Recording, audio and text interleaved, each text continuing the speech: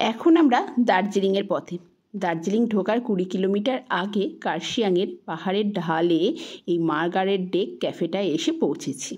Hello বন্ধুরা, আমি নৈরিতা চলে এসেছি তোমাদের কাছে নতুন একটা ফ্রেশ ব্লগ নিয়ে। আজকের এই ব্লগে মার্গারেট ডেক সম্পর্কে যা যা তথ্য আমি জানি বা যা আমি এক্সপিরিয়েন্স করেছি নিজে, সেটা তোমাদের সাথে শেয়ার করব। চলো তাহলে আজকের ব্লগটা স্টার্ট করি। শিলিগুড়ি থেকে দার্জিলিংয়ের পথে মাঝে পড়বে কার্শিয়াং, আর কার্শিয়াংয়ে টুং রেলওয়ের খুব কাছে কিন্তু এই মার্গারেট ডেক। যারা চা পান করতে ভালোবাসে তাদের জন্য কিন্তু এটা সেরা ঠিকানা।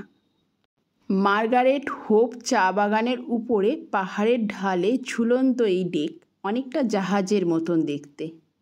দেখতেই পাচ্ছ খুব সুন্দর সাজানো গোছানো, চারিদিকে ফুলের যেন মেলা বসেছে। আর আছেই তো কার্শিয়াংয়ের মেঘ কুয়াশা, তার মাঝখানেই কিন্তু এই মার্গারেট ডেক।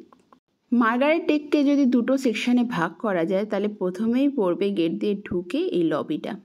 এই লবিতে কিন্তু অনেক রকমের গিফট আইটেমস এবং বড় বড় চা বাগানের থেকে পাওয়া চা পাতা এখানে বিক্রি হচ্ছে। তোমরা বাড়ির পছন্দের মানুষদের জন্য কিনে নিয়ে যেতে পারো। আর তার পাশেই আছে কিন্তু একটা ওয়াশরুম, বেশ পরিষ্কার পরিচ্ছন্ন আর চারদিকটা এরকম সাজানো গোছানো। চলো এবারে আমরা আসছি মেন পার্ট, মানে যেখানে টি লঞ্চ আছে এবং রেস্টুরেন্ট আছে। এখানে একটা ওপেন বারান্দা আছে, সেই ওপেন বারান্দায় বসেও কিন্তু তোমরা চা পান করতে পারো এবং অন্যান্য নানা রকমের খাবার খেতে পারো। আর দেখতেই পাচ্ছ এই রেস্টুরেন্টটা কিন্তু পেট ফ্রেন্ডলি। মার্গারেট ডেক সম্পর্কে যা জানি তোমাদের কাছে শেয়ার করব বলেছি, তাই এর ইতিহাসটা না বললেই নয়। মার্গারেট হোপ চা বাগানের উপরে ঝুলন্ত অবস্থায় আছে কিন্তু এই মার্গারেট ডেক রেস্টুরেন্টটা, কিন্তু প্রথম থেকেই এই চা বাগানটার নাম মার্গারেট হোপ নয়। 1862 সালে এই চা বাগানের ম্যানেজার ছিলেন একজন ইউরোপিয়ান।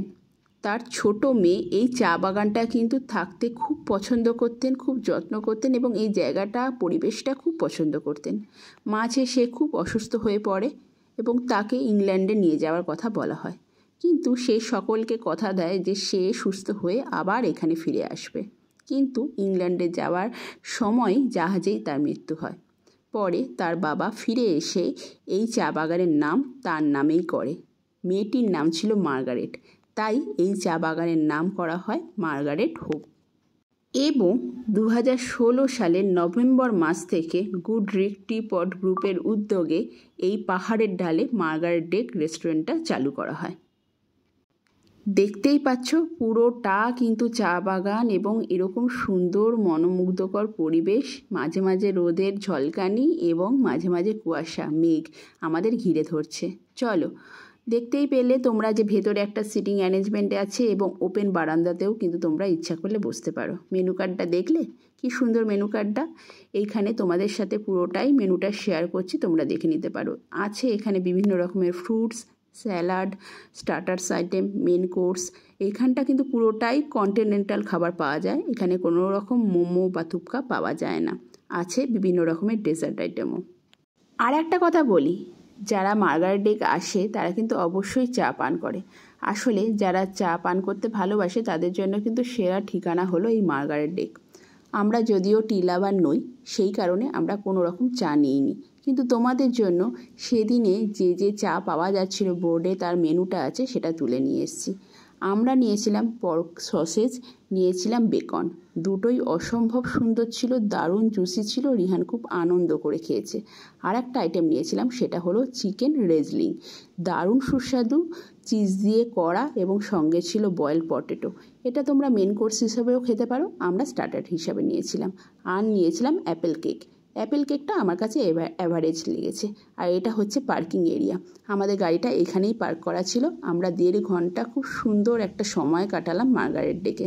আমরা সকালবেলা এসেছিলাম সকাল 8:30টার সময়, এখন প্রায় 10টা বাজে। আমরা এখন বেরিয়ে যাচ্ছি, যাব দার্জিলিংয়ের বিজনবাড়িতে।